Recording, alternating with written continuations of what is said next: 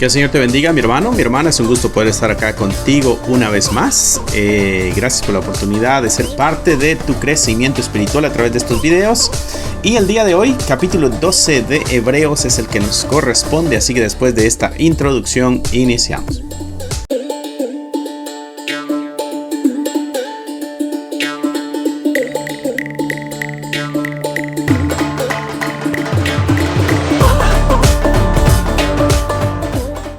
Bendiciones, mi hermano. Capítulo 12 de Hebreos. Es un gusto poder estar acá contigo. Siempre es un placer poder ayudar, poder ser útil en este crecimiento que nos corresponde a nosotros hacer en cuanto a la palabra de Dios, ¿no? Conocimiento nos va a dar crecimiento. Recuerda que estamos los miércoles y los viernes a las 7 en este canal. Y los domingos tenemos nuestro servicio dominical y también solamente la predicación, por si quieres ser parte virtual de nuestro momento de servicio de adoración. Bueno, los domingos está aquí el video. Es un gusto saber de que hay mucha gente que nos está viendo, no solamente en este país, sino en muchos países de Latinoamérica y algunos de Europa, algunos de España. Sabemos de que hay personas que nos ven por allá. Así que es un verdadero gusto ser útiles en la obra del Señor. Muy bien, sin más ni más, capítulo 12 de Hebreos es el que estaremos leyendo nosotros en este momento, ¿no? Recordarás tú la semana pasada que leíamos el capítulo 11 de Hebreos. El capítulo 11 trataba de la fe, pero el enfoque de la fe, o sea, para poder entender mejor la fe, porque muchas veces malinterpretamos este concepto de la fe, ¿no? La fe está parada en algo, ¿no? Y ese algo es la promesa, ¿no? Pero esa promesa a la vez está sostenida en aquel que dio la promesa, ¿ok? Entonces, yo tengo fe en que yo tengo fe en mi salvación. ¿Por qué? Porque a mí se me dio una promesa de salvación. ¿Okay? ¿Y quién es el que dio esa promesa de salvación? Fue Dios mismo. Dios es fiel y Él cumple sus promesas. Y entonces, y nos dijo, hay que depositar la fe en Jesucristo, y que es el camino para poder obtener la salvación. Y bueno, entonces hay una promesa, que es lo que el Señor dijo, y hay alguien que sostiene esa promesa, que es el mismo Dios. Entonces yo tengo fe y mi fe va a producir en mí obras, acciones, estilo de vida, forma de vida, como quieras ver. Va a producir frutos en mí. Entonces, los frutos que se producen en cada uno de nosotros como creyentes son el resultado de la confianza, la esperanza que tenemos en una promesa y a la vez el resultado del Espíritu Santo en nosotros, que está obrando y que está transformándonos, que es parte de la promesa también. Y sabemos de que esa promesa se va a cumplir porque el que la hizo es fiel, en este caso es Dios. Por eso el capítulo 11 de Hebreos, voy a regresar al versículo 1, solo para que quiero que este punto nos quede claro porque nos va a servir para el capítulo 12, ¿no? El capítulo 1 del versículo 11 decía, es pues la fe la certeza de lo que se espera. O sea, certeza, estamos seguros de que recibiremos lo que esperamos. ¿Y qué es eso que esperamos? Bueno, es la vida eterna. Eso es lo que esperamos.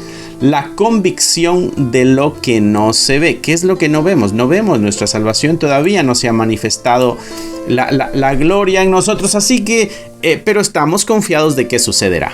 Ok, aquí es donde viene el malentendido, a mi juicio, en muchas personas. Muchas personas pueden decir, yo me voy a sanar, estoy enfermo, pero yo me voy a sanar porque yo tengo mucha fe, ¿no? Y bueno, el problema, acomodo un poquito acá la imagen, que se va el sol, viene el sol y se pone un poquito oscuro ahí, ¿no? Vamos a acomodar un poquito la imagen para vernos más claritos.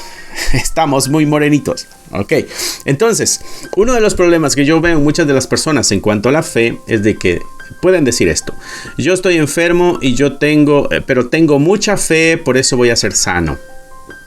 El problema de eso es de que esa fe no está parada sobre una promesa, porque Dios no prometió que todos aquellos que estuvieran enfermos y que fueran cristianos iban a ser sanos. Si eso fuera verdad, todos los creyentes, o mejor dicho, ningún creyente estuviera enfermo.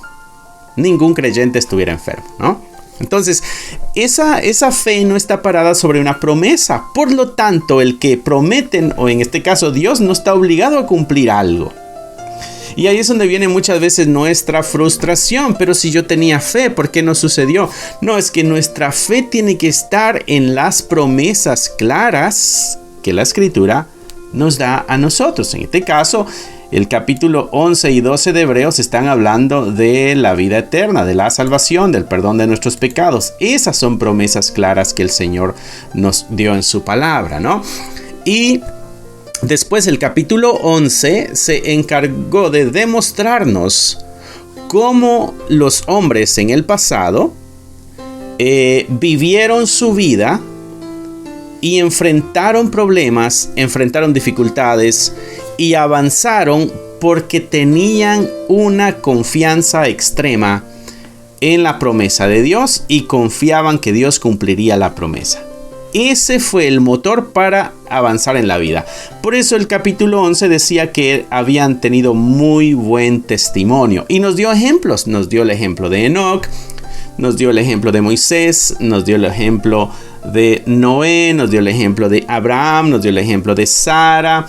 Y así nos dio muchos ejemplos para que nosotros viéramos cómo personas creyeron en promesas de Dios y sus vidas dieron testimonio de que habían confiado en ese Dios. Por eso el capítulo 12 inicia diciendo: por tanto. Así que si ellos vivieron su vida de tal manera, por lo tanto nosotros también. Por lo tanto, nosotros también. Que también vivamos una vida así. Dice, teniendo en derredor nuestro tan grande nube de testigos.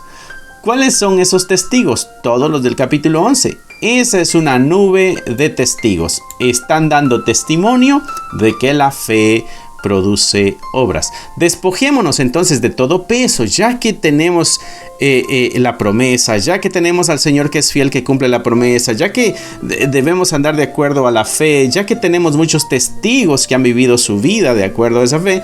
Bueno, entonces nosotros despojémonos de todo peso y del pecado que nos asedia. Dejemos a un lado el pecado.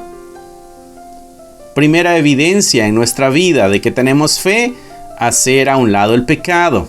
Segunda evidencia o segunda exhortación que nos hace el escritor de Hebreos: corramos con paciencia la carrera que tenemos por delante. Así como Noé tuvo una carrera por delante, así como Abraham tuvo una carrera por delante, así como Sara tuvo una carrera por delante, así como Moisés tuvo una carrera por delante, nosotros también tenemos una carrera. Corrámosla con paciencia, ¿no? Y si tú recuerdas, esta palabra paciencia va en relación a la conducta y a la respuesta que yo le doy a la vida en medio de las aflicciones como resultado de mi fe.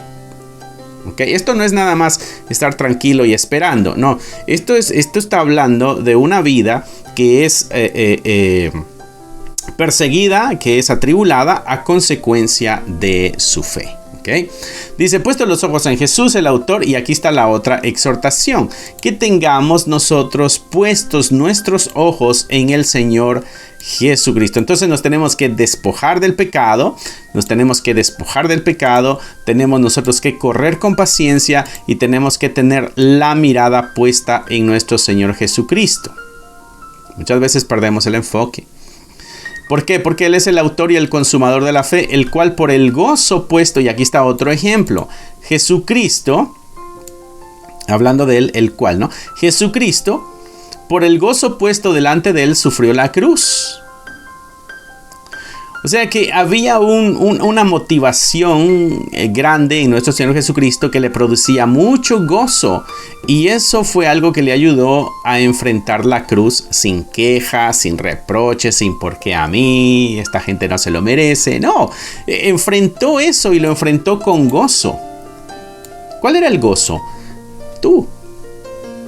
De que tú ibas a encontrar salvación. Tú y yo. Y todos aquellos que hemos creído en el Señor. Eso motivó a nuestro Señor a poder enfrentar la cruz. Menospreciando el oprobio, o sea, no le importó el oprobio. Y al final se sentó a la diestra del trono de Dios. Una recompensa. Entonces ya nos dio una exhortación. Así como aquellos en el capítulo 11 vivieron su vida y caminaron su carrera y dieron testimonio, bueno, nosotros también. ¿Por qué? Porque ellos son testigos. Nosotros debemos ser testigos para las generaciones futuras también. Considerad, dice otra vez aquí hablando de Jesucristo, considerad aquel que sufrió tal contradicción de pecadores contra sí mismo, para que vuestro ánimo no se canse hasta desmayar.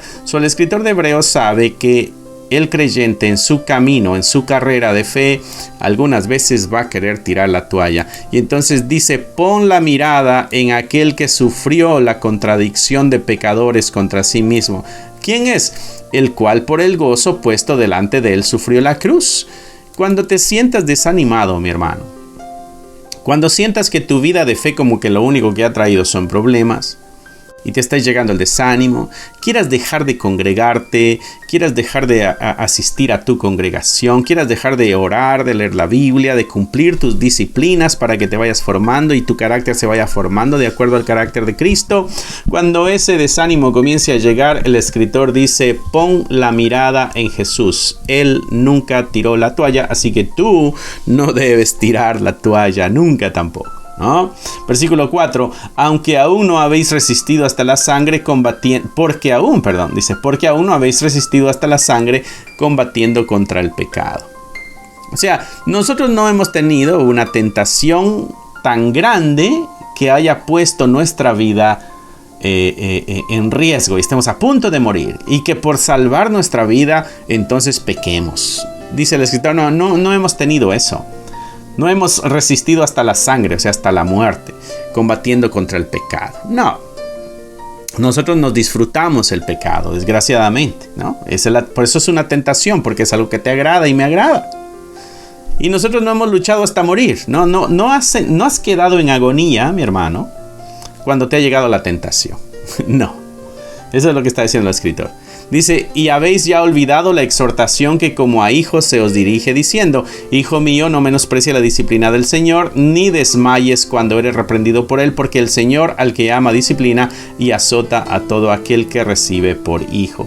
Y entonces hace un recordatorio el escritor de Hebreos y no lo hace a nosotros también. Hay algo que la escritura nos ha enseñado antes. No menospreciemos la disciplina del Señor. No desmayemos cuando somos reprendidos porque hemos pecado. Esa es una expresión de amor de parte de Dios, porque azota a todo el que recibe por hijo. Mi hermano, muchas veces el Señor nos va a corregir con dolor. No digas porque a mí.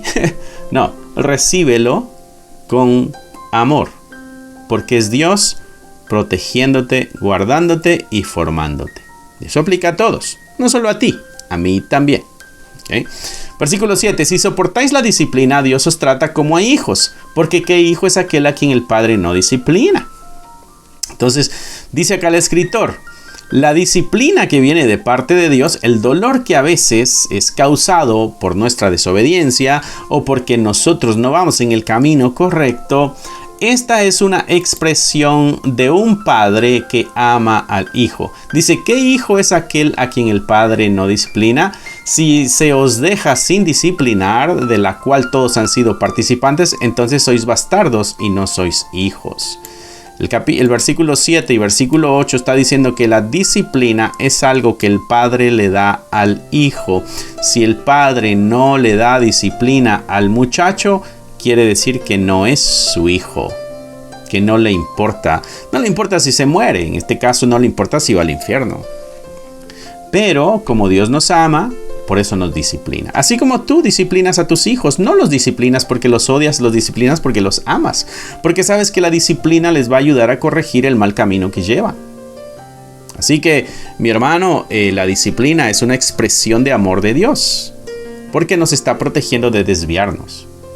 Dice el versículo 9, y pone el ejemplo, ¿no? Por otra parte, nosotros tuvimos a nuestros padres que eran terrenales, o sea, todos si naciste, tienes padres, ¿no? Ellos nos disciplinaban y nosotros los venerábamos, o sea, nos disciplinaban y les respetábamos, no les odiamos. ¿Por qué lo haríamos con Dios? Eso es lo que el escritor está diciendo. Al contrario, nosotros veneramos a nuestros padres y eso que nos disciplinaron. Dice, ¿por qué no obedeceremos mucho mejor al Padre de los Espíritus y viviremos?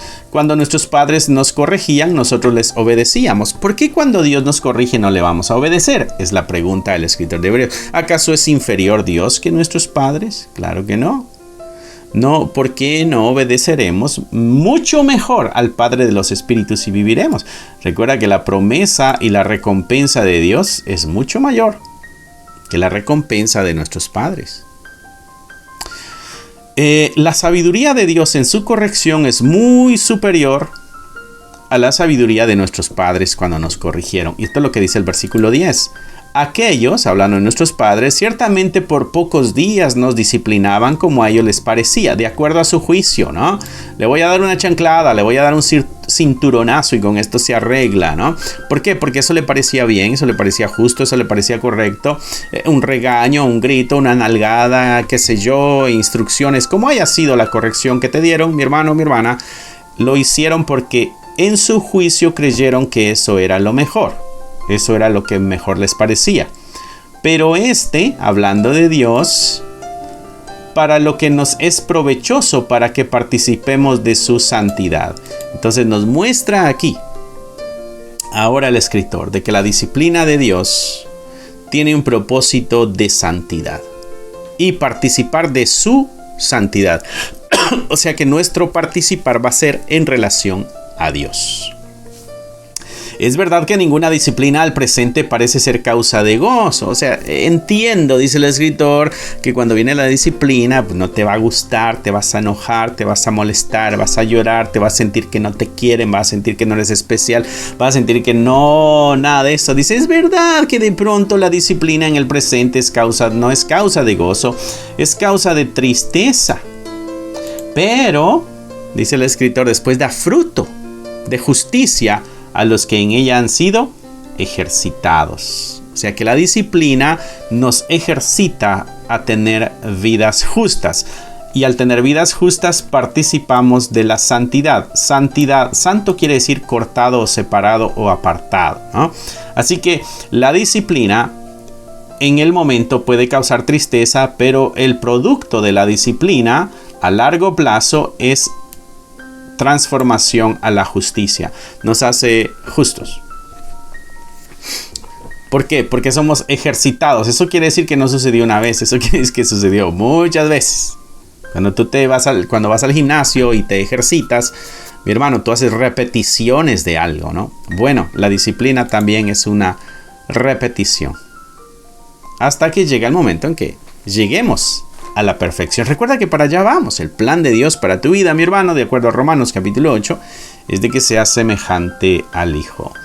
Los que rechazan la gracia de Dios, versículo 12, por lo cual levantar las manos caídas y las rodillas paralizadas. Esta es una expresión para decir, ponte las pilas. En vez de estar tirado, lloriqueando, sintiéndote triste, te disciplinó Dios y ahora estás como que no te quiere, como que ya no quieres ir a la iglesia, como que ya no quieres echarle ganas en tu vida espiritual. No, dice, levanten las manos caídas y las rodillas paralizadas. O sea, empieza a moverte, empieza a avanzar. Y haz sendas derechas para vuestros pies. Y comienza a esforzarte y a ser diligente también en las obras correctas en tu vida, en la conducta correcta. Empieza a hacerlo también. Dice, ¿para qué? Es que si nos esforzamos, nosotros también somos partícipes. Para que lo cojo no se salga del camino. La idea es, vamos caminando y tenemos un lado que es medio chueco, ¿no? Y nos va desviando del camino. Hagamos entonces algo derecho para que no nos salgamos del camino y esto que cojea en nosotros vaya siendo sanado y vaya acomodándose de acuerdo a la dirección santa de la voluntad de Dios. Versículo 14. Seguid la paz para con todos y la santidad, sin la cual nadie verá al Señor. ¿Recuerdas en el versículo 6 del capítulo 11? Sin fe es imposible agradar a Dios. Aquí nos dice que sin la santidad nadie verá al Señor. Y ya vimos que la disciplina nos ayuda a ser partícipes de su santidad. Así que el escritor nos está dando una tremenda instrucción cómo responder a la vida en medio de las dificultades y cómo dar testimonio de que realmente tenemos fe. La respuesta positiva a la disciplina de parte de Dios es también una evidencia de la fe. Cuando tú aceptas la disciplina de Dios es porque reconoces que Él es tu Dios. ¿Okay? Cuando tú aceptas la disciplina de tus padres y les obedeces a tus padres, es porque reconoces que ellos tienen autoridad sobre tu vida. De la misma manera, cuando Dios nos corrige, cuando Dios nos disciplina, reconocemos que Él tiene autoridad sobre nosotros. No seamos rebeldes ante la disciplina de Dios. Dice el versículo 15, mirad bien, no sea que alguno deje de alcanzar la gracia de Dios, que brotando alguna raíz de amargura, está hablando este corazón que no acepta la disciplina de parte de Dios. Es un corazón que puede llenarse de amargura y eso va a ser un estorbo. Y por ella muchos sean contaminados. No solamente tu vida, sino serás tropiezo para otros también. Y de ahí dice, no sea que haya alguno fornicario o profano como Esaú, que por una sola comida vendió su primogenitura. No sea que haya algún fornicario. Hablando de la persona que está en pecado y no se corrige. No vaya a ser que todavía estén en esas prácticas y no se sometan a Dios. Y de ahí nos da otro ejemplo interesante, que es el ejemplo de Esaú. ¿Tú recuerdas de Esaú? Esaú es el hermano de Jacob. Esaú en una ocasión fue a trabajar al campo, llega muy cansado a la casa. Jacob es el que hizo la comida. Perdón, pero como que se me secó un poquito la garganta. Voy a ir por un poquito de agua, así que ahorita vengo.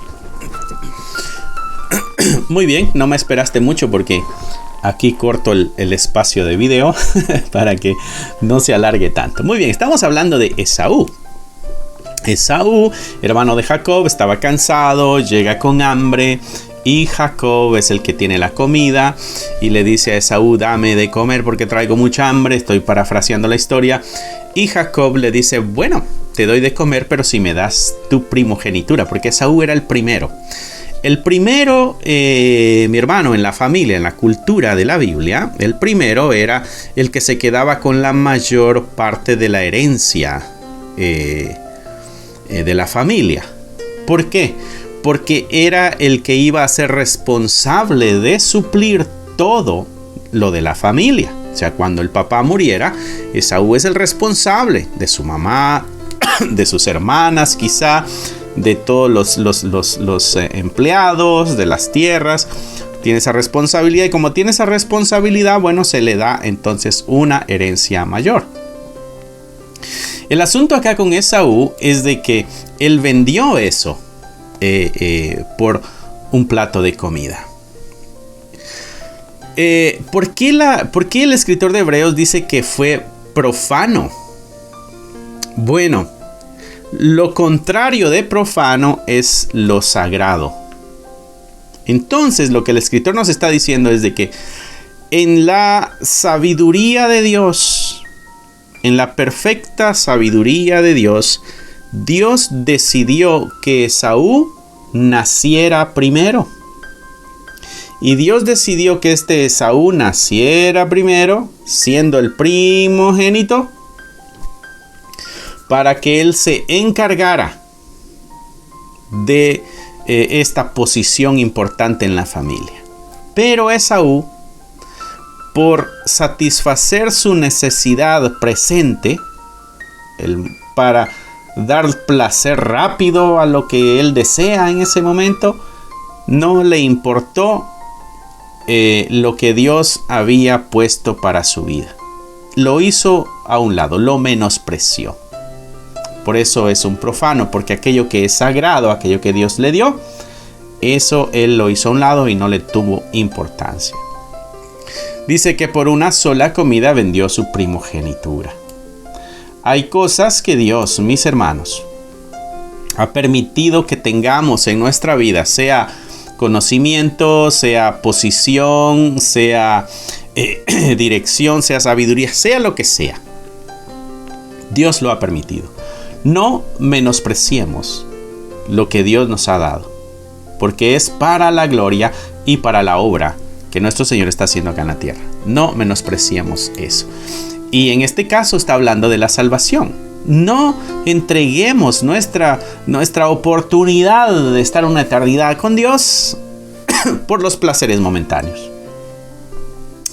Dice, porque ya sabéis que aún después, deseando heredar la bendición, fue desechado y no hubo oportunidad para el arrepentimiento, aunque la procuró con lágrimas. Ya cuando quiso arreglar el asunto, no se pudo arreglar. Fue demasiado tarde. Hay situaciones en la vida, mis hermanos. Hay pecados que cometemos en la vida.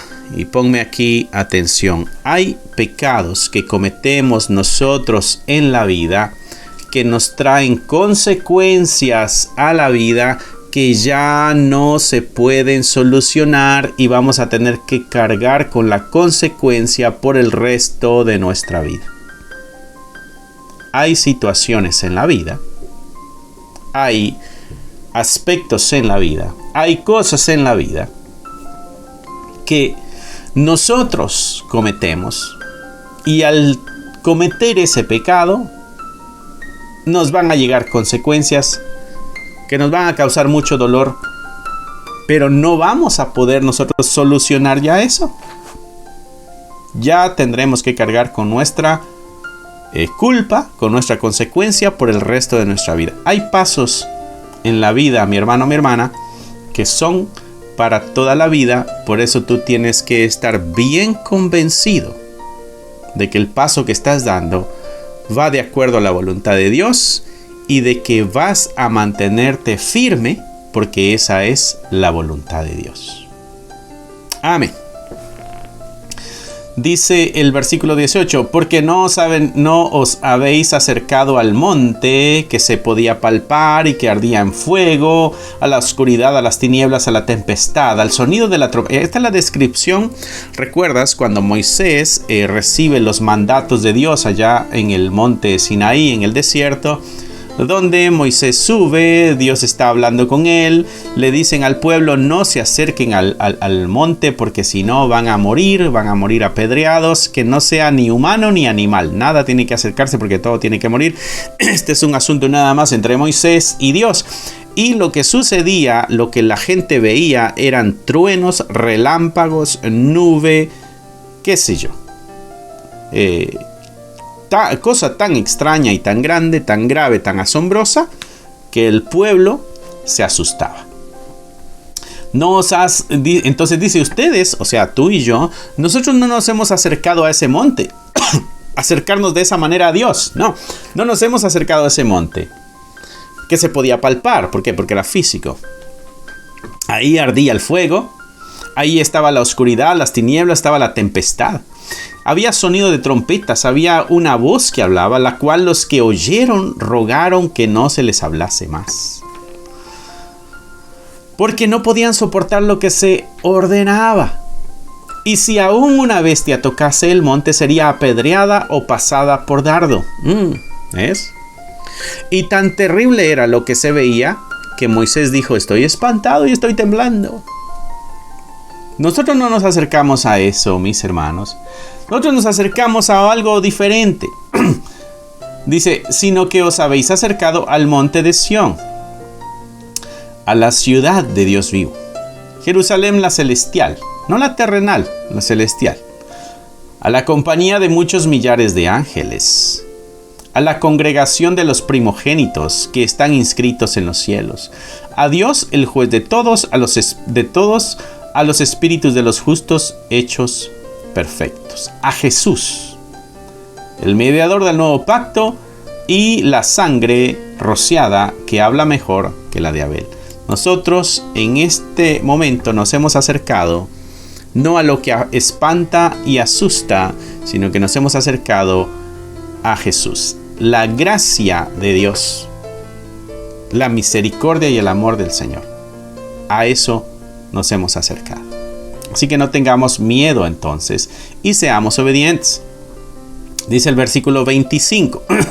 Mirad que no desechéis al que habla, porque si no escaparon aquellos que desecharon a los que amonestaban en la tierra, mucho menos nosotros si desechamos al que amonesta desde los cielos. Entonces no ignoremos las palabras. No ignoremos las palabras de Dios, porque son palabras de amor, son palabras de verdad, son palabras de justicia y son palabras para nuestro beneficio. Y es una amonestación, dice acá, que viene del cielo. No es una amonestación que viene de la tierra. La voz del cual, o sea, de Dios, conmovió entonces la tierra, en aquel entonces cuando hablaba con Moisés y todo lo que sucedía, pero ahora ha prometido diciendo, aún una vez y conmoveré no solamente la tierra, sino también el cielo. No solamente se va a sacudir la tierra, sino que se va a sacudir la creación total, el cielo también. Y esta frase, dice el escritor, aún una vez, indica la remoción de las cosas movibles. O sea que ahí todavía viene una sacudida de parte de Dios. Y dice, aún una vez, quiere decir de que en esta vez se van a sacudir más cosas de lo que se sacudió en aquel entonces. Indica la remoción de las cosas movibles como cosas hechas para que queden las inconmovibles. Así que, mis hermanos, recibiendo nosotros un reino inconmovible, tengamos gratitud. Y mediante la gratitud, o sea, con esa actitud de agradecimiento, sirvamos a Dios. Asegurémonos de agradarle con temor y con reverencia. ¿Por qué? Porque nuestro Dios es fuego consumidor. Y esto es lo que a muchos no les gusta. A muchos les gusta nada más que les hablen de un Dios de amor, de misericordia. No importa si pecaste, está bien, sigue con tu vida, Dios no está enojado. Dile que te arrepientes y todo se arregló. El escritor dice, el servicio a Dios es en resultado a todo lo que Él ha hecho. Es un acto de agradecimiento. Y tenemos que hacerlo nosotros, agradecerle a Dios con reverencia. ¿Por qué? Porque es Dios. Y con temor, porque es juez. No olvides, dice el escritor, que nuestro Dios es fuego consumidor. También es un Dios que castiga. Y sí, yo sé que para algunos eso es una mala palabra, pero esa es la realidad. Dios castiga. Ya no lo dijo. Azota al hijo que ama. Así que no provoquemos entonces a ira a nuestro Dios y obedezcámosle. Sigamos el camino del Señor. Asegurémonos de estar en la senda derecha. No fallemos, mis hermanos, porque tarde o temprano la justicia de Dios nos va a alcanzar. Amén. Gloria sea al Señor. Espero que Dios haya hablado de tu vida, mi hermano. Capítulo 12 de Hebreos. Espero haya sido yo lo más claro posible para poder reflexionar en esta lectura que tuvimos el día de hoy. Una lectura muy bonita. Es un gusto siempre estar acá contigo, como ya te lo había mencionado. Y pues espero que este canal sea uno de tus favoritos. Dale un like, compártelo. Si no te has inscrito, inscríbete. Y ponnos en tus oraciones. Manténnos en tus oraciones. Si tú quieres ser parte también del apoyo económico que recibimos, porque eso nos va muy bien a todos, si tú quieres ser parte de ese apoyo económico, bueno, te exhorto, mi hermano, a que puedas adquirir alguno de los del material que nosotros tenemos. Aquí ahorita que termine esta explicación a continuación. Para el final estará un pequeño video con unos links para que tú puedas comprarte algo, ¿no? O también hay un link en la descripción del canal por si tú quieres dar una donación, pues más que bienvenida, confiando en que el Señor te multiplique y te prospere también. Así que cierra tus ojos, inclina tu rostro y nos despediremos con una oración. Amantísimo Padre, te damos gracias una vez más por tan tremenda oportunidad que tenemos de acercarnos con libertad a tu verdad y esa sabiduría, poder recibirla. Ayúdanos a obedecerla, no solamente que sean palabras o que entendamos las cosas, sino que las pongamos por obra. Ayúdanos a ser como los de capítulo 11 de Hebreos, hombres que vivieron su vida dando testimonio de su fe. Igual nosotros, te lo pedimos en el nombre que es sobre todo nombre. En el nombre de Cristo Jesús. Amén, amén y amén. Así que Dios te bendiga, que Dios te guarde, mi hermano. Estamos para servirte y no olvides que estamos aquí los miércoles, los viernes a las 7 y los domingos también tenemos acá nuestro servicio dominical. Bye. Si te gustaría obtener alguno de estos devocionales, libros de estudio o libros para colorear, encontrarás un enlace en la descripción del video que te llevará a la página de Amazon para adquirirlos. Si aún no te has inscrito en el canal, te animo a que lo hagas para no perderte ninguno de los videos que estamos subiendo. Gracias por esperar hasta aquí. Que nuestro Señor te bendiga y nos vemos pronto.